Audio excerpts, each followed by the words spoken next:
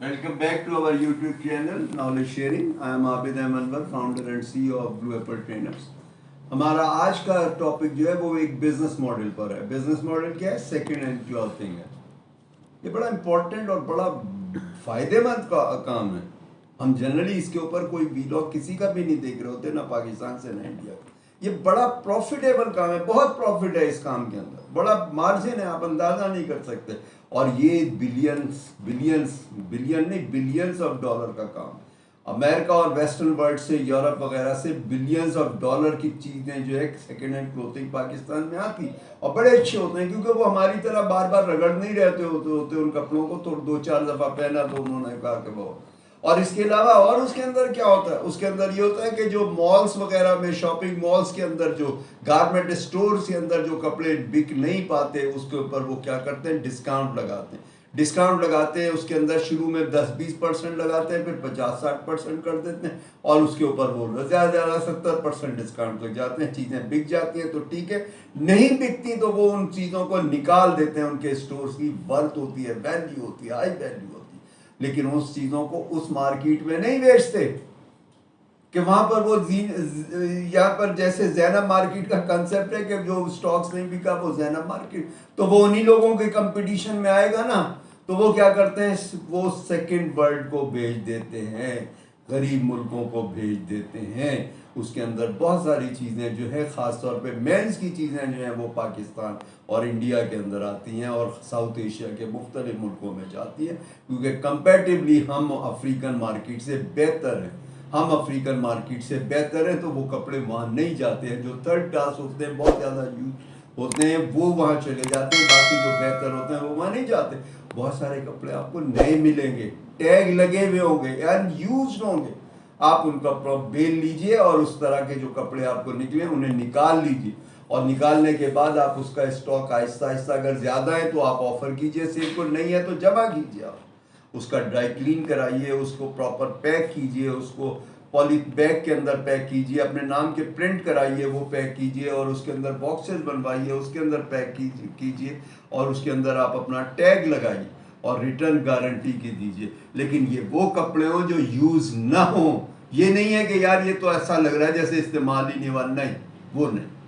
काम करें, ऑनेस्टी काम करें. Honesty is always the best policy. हम हमेशा सुनते हैं लेकिन हम अप्लाई नहीं करते. लॉन्ग रन के अंदर ऑनेस्टी ही पे करती है. आपकी गुडविल बनती है, आपकी ऑनेस्टी से पे करती है. उसके बाद कुछ कपड़े ऐसे होंगे जो स्लाइटली यूज्ड होंगे, गुड एज न्यू होंगे. उनको भी आप साफ सफाई, उसकी अल्ट्रेशन कराइए, और उसके अंदर जो आपको टैग लगाइए, वो सारा कुछ कीजिए, लेकिन उसके अंदर लिखिए एज गुड एज न्यू, ताकि पता रहे कि ये इस्तेमाल शुरू है. As good as new. उसमें कभी भी ये ना कहिए कि नहीं ये न्यू है. नहीं, आप एज गुड एज न्यू. इसमें आपको प्राइस अच्छी मिलेगी ना, इन दोनों चीज़ों की प्राइस अच्छी मिलेगी. इसके अलावा बहुत सारी चीज़ें आपको बहुत अच्छी मिलेंगी. जीन्स है, टी शर्ट है, कोट पैंट है, बहुत अच्छी प्राइस मिलेगी. जेंट्स आइटम्स के अंदर आपको और अच्छी प्राइस मिलेगी. आज क्या है, महंगाई बहुत है. इंडिया पाकिस्तान में महंगाई बहुत है और बढ़ती चले जा रही है. और इसके अलावा जो है, हम चूँकि स्टैंडर्ड की जॉब कर रहे हैं तो हमें कपड़े भी अच्छे चाहिए होते हैं, अप टू डेट चाहिए होते हैं, तो हम वो कपड़े वो ले लेते हैं. हम जितनी दफ़ा कपड़े इस्तेमाल करते हैं उसके मुकाबले में बहुत कम इस्तेमाल हुए हुए कपड़े होते हैं. बाज़ कपड़े तो वो लोग लेते हैं सिर्फ डिस्पोजेबल के हिसाब से. जो वो निटेड वेयर लेते हैं वो इस हिसाब से लेते हैं कि उसको चंद दफ़ा पहनना है और उसके बाद उन्होंने डिस्पोज ऑफ कर देना है. वो ये दुर्बाना, क्योंकि ड्राई क्लीनिंग महंगी है, वो टी शर्ट सस्ती है, तो वो ये नहीं करते. तो वहाँ से आपको अच्छी चीज़ें मिलेंगी. आप वो अच्छी चीज़ें लीजिए और उसको शुरू में आप एक बेल लीजिए और उसके बाद उसमें से असार्टमेंट करके कीजिए. हाँ, जो बहुत रद्दी कपड़े हैं आप उन्हें सेल मत कीजिए. आप उनको जो गाड़ियों वाले होते हैं ना, ठेलों वाले, आप उनको दे दीजिए. और उनके बहुत जगहों पे आपको, आपके शहर के अंदर उनको आपको वो मिलेंगे जहाँ उनके अड्डे होते हैं, जहाँ वो दर्जनों के हिसाब से वो निकलते हैं. चाहे वो ड्राई फ्रूट लेके बेचें या ये सेकेंड हैंड क्लोथिंग लेके, आप वहाँ उनको सेल कर दीजिए, या आप उनको कमीशन बेसिस पे दे दीजिए कि ठीक है, तुम जो बेचोगे उसमें से इतना तुमको दे दूंगा मैं. تو وہاں پہ بھی آپ کو لاس نہیں ہوگا. اور جو اصل آپ کا کریم ہے وہ ہے جو نئے اور بہتر کپڑے آپ اپنے فیملی اور فرینڈس کو بیچیے. آپ اس کے اندر آن لائن بیچیے, آف لائن بیچیے, آپ اپنے سرکل کے اندر بیچیے. اس کے علاوہ جو ہے بہت ساری چیزیں یہ اس طرح سے بھی بکتی ہیں کہ لوگ گاڑیوں کے اوپر یا موٹر سائیکلوں پہ کے ساتھ اسٹینڈ رکھتے ہیں اور اس کے اندر وہ بیچتے ہیں. شام کو وہ مختلف علاقوں میں جو رش والے روڈز ہوتے ہیں واپسی کے شہروں کے اندر, اس کے اوپر وہ رکھ کے بیچتے ہیں. تو آپ وہ رکھ کے بیچیے. اور اس کے اندر آپ زیادہ فلیکسیبلٹی کے لیے یہ کر لیجئے کہ ہر ہفتے پیر کو ایک جگہ پہ, منگل کو ایک جگہ پہ, بدھ کو ایک جگہ پہ, جب وہ ٹریفک کا ٹائم شروع ہوتا ہے, آنا جانا شروع ہوتا ہے, تقریباً 3-4 بجے لوگ آنا شروع ہو جاتے ہیں, اور 3-4 بجے سے لے کے آپ 8-9-10 بجے تک آپ وہاں واپسی والے روڈز کے اوپر جہاں رش والے روڈ سے آپ وہ دے دیجیے. اور ہر بندے کو پتا ہو کہ میں نیکسٹ ویک اس ٹائم پہ اسی جگہ پر ہوں. آپ کو کچھ بھی بدلوانا ہو آپ بدلوا لیجیے. آپ اگر کوئی آپ کو بدل کے آپ کے لیے واپسی کوئی چیز لے کر آ رہا ہے تو آپ اس کے اندر مین میخ نہ نکالیے کہ یار یہ تو تم نے یہ کر دیا وہ کر رہا ہے, جیسا بھی ہے. آپ کو کچرے میں بھی پھینکنا پڑے تو بھی آپ کے لیے پروفیٹیبل ہے. آپ ہمیشہ لانگ رن کا سوچیے, بڑی پکچر کا آپ سوچیے. اور یہ آپ کو بڑے شہروں کے اندر آسانی سے بیلس مل جائیں گی. کراچی میں مل جائیں گی, لاہور کے اندر مل جائیں گی, اسلام آباد میں مل جائیں گی, اور ایسے ہی پنڈی کے اندر ملیں گی. اور اسی طریقے سے آپ کو انڈیا کے بھی جیسے بامبے ہے, دلی ہے, کلکتہ ہے, یہاں پر آپ کو مل جائیں گی. تو بہت آسانی سے آپ کو آپ کے شہر میں مل جائیں گی. پہلے آپ ایک بیل لیجیے, اسے بیچیے, اپنا سسٹم سیدھا کیجیے, اور اس کے بعد پھر آپ بیلز بڑھاتے چلے جائیے. جتنی بیلز ایک وقت میں آپ خریدیں گے آپ کو اتنا فائدہ ہوگا. پہلے آپ جو ہے وہ ان سے لیجیے جو تھوک کے بیچنے والے ہیں, پھر آپ امپورٹر سے ڈائریکٹ لینا شروع کیجیے, اس کے بعد ڈائریکٹ امپورٹ کیجیے. اور اس کے اندر یہ ہے کہ ان علاقوں کے اندر جو لیڈیز آئٹمز ہیں وہ جینز اور ٹی شرٹس تو چلتی ہیں, باقی جو فینسی ڈریسز ہوتے ہیں وہ نہیں چلتے.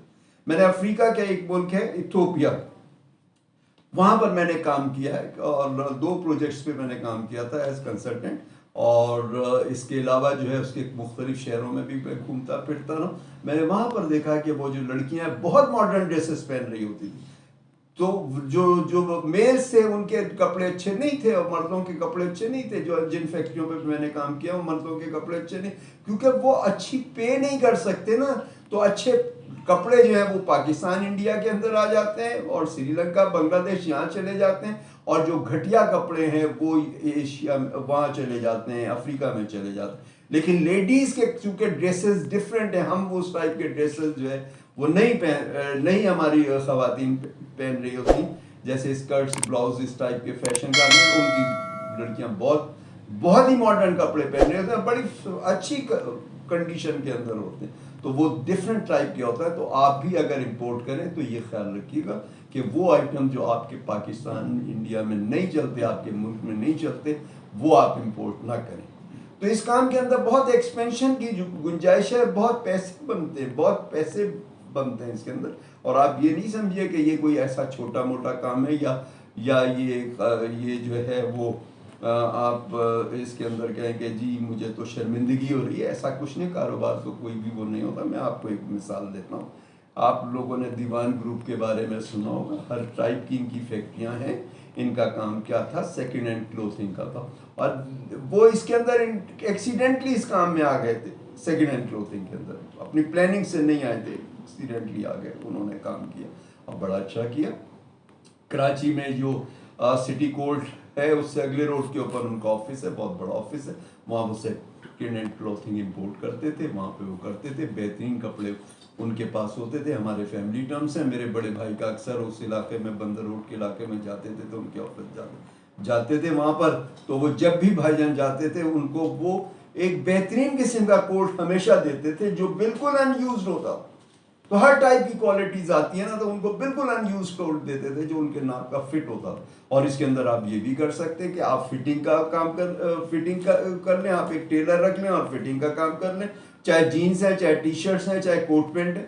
میرا ایک دوست 60 کی دہائی کی بات ہے, کراچی کے اندر جو ہے وہ یہاں پہ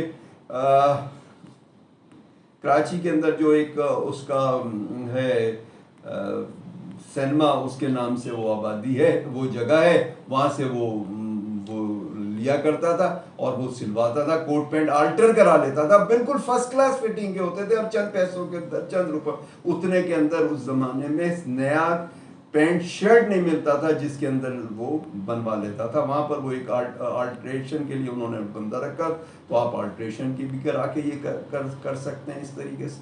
تو میں بات کر رہا تھا دیوان والوں کی. دیوان والوں نے اس کے بعد پھر ماشاءاللہ اچھا کام چلا. اس کے بعد انہوں نے ایک وہ خرید لی اسپننگ مل، دھاگا بنانے کی ٹیکسٹائل مل انہوں نے حیدرآباد میں خرید لی، اور اس کے بعد وہ ان کا مزید پروفٹ بڑھتا چلا گیا. تو سادہ سے طبیعت کے لوگ تھے، سادہ سے لوگ تھے، تو یہ ایکسپینشن کرتے چلے گئے. اس کے بعد انہوں نے کئی فیکٹریاں بنائی، اور اس کے بعد ان کی ایک فیکٹری جو ہے نا وہ 250 ایکڑ کے اوپر ہے ہتار کے اندر. تو بہت بڑی بڑی فیکٹریاں آپ دیکھیں جگہ جگہ، آپ نے ان کا نام دیکھا، بہت بڑا گروپ ہے.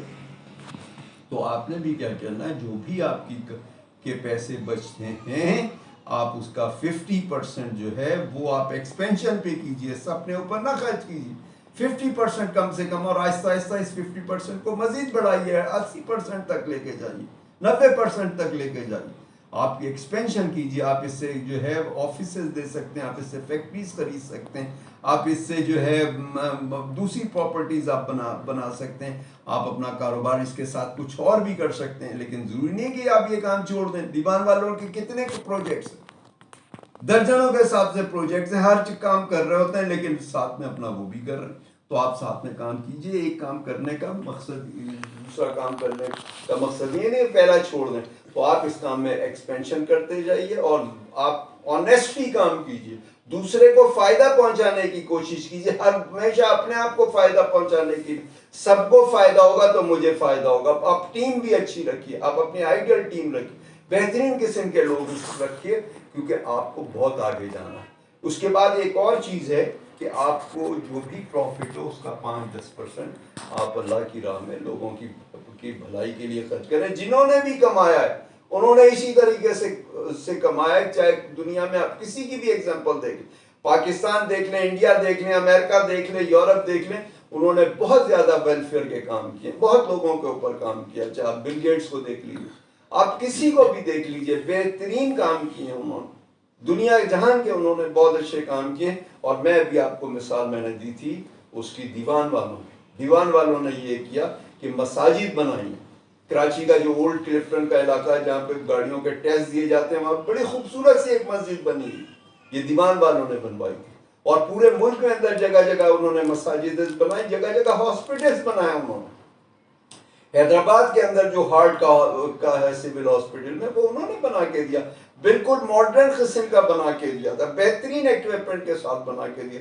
پھر جو انہوں نے کوئٹہ کے اندر سکھر میں اندر انہوں نے ایک ہارٹ کا ہاسپٹل بنایا تھا، بہت شاندار ہاسپٹل بنایا تھا، جس کا پاکستان کے اس وقت کے صدر ضیاء الحق نے افتتاح کیا. تو آپ بھی یہ کام کیجئے نا. تو آپ جتنا خرچ کریں گے اتنی آپ کی آمدنی بڑھے گی. یہ ایک دنیا کا اصول ہے. چاہے آپ کسی بھی فرقے سے، مسلک سے، مذہب سے، کسی سے بھی تعلق رکھتے ہو، آپ دیکھ لیجئے اس کے اندر ایگزامپلز آپ دیکھ لیجئے دنیا جہان کے اندر مختلف مذاہب کے لوگ آپ کو ملیں گے. اس میں آپ کو مسلمان بھی ملیں گے، اس کے اندر آپ کو یہودی بھی ملیں گے، اس میں آپ کو ہندو بھی ملیں گے، اس کے اندر آپ کو سکھ بھی ملیں گے، کرسچن بھی ملیں گے، ہر پارسی بھی ملیں گے. تو اس کے اندر یہ نہیں آپ جس سے بھی تعلق جس مذہب سے بھی تعلق رکھتے ہو آپ کام کیجئے. جتنا آپ کام لوگوں کے لیے کریں گے اللہ تعالیٰ اتنا ہی آپ کو زیادہ دے گا. تو یہ ایک انویسٹمنٹ ہے، پارٹنرشپ ہے اللہ تعالیٰ کے ساتھ.